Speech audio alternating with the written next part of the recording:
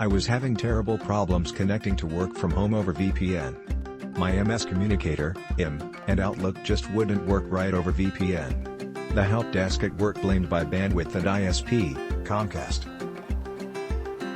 This didn't make sense since everyone nearly else at work also uses Comcast and has the same bandwidth. Many folks at work were also having issues with IM and said switching to a Linksys router fixed their issues, so I took the plunge.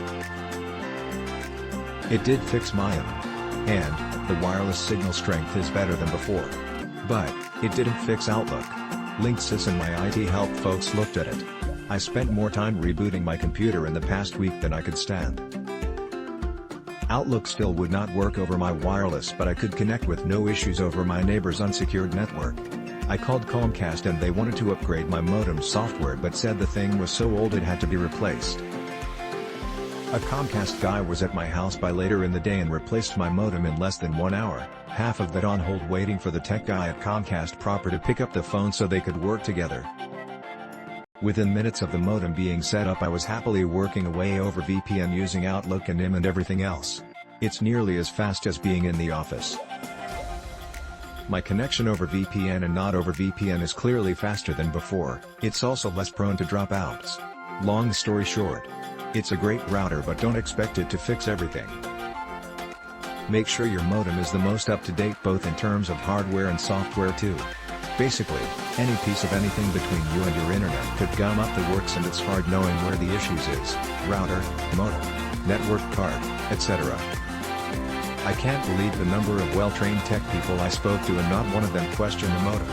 All of them seemed to think since I could get to the internet not over VPN that using VPN should make no difference. Clearly it did, apparently older modems don't play well with VPN.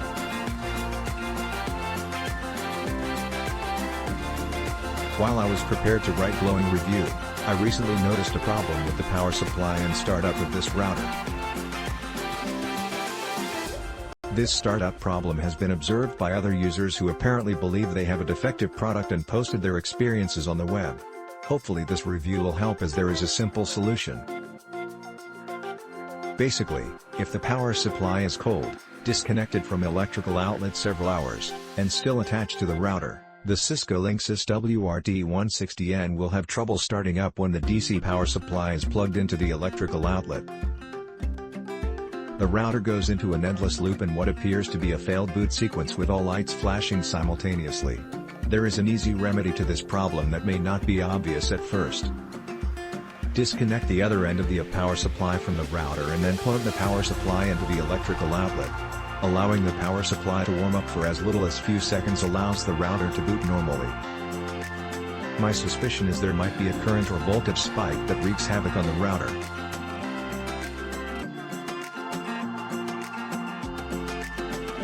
Click link in description for more reviews.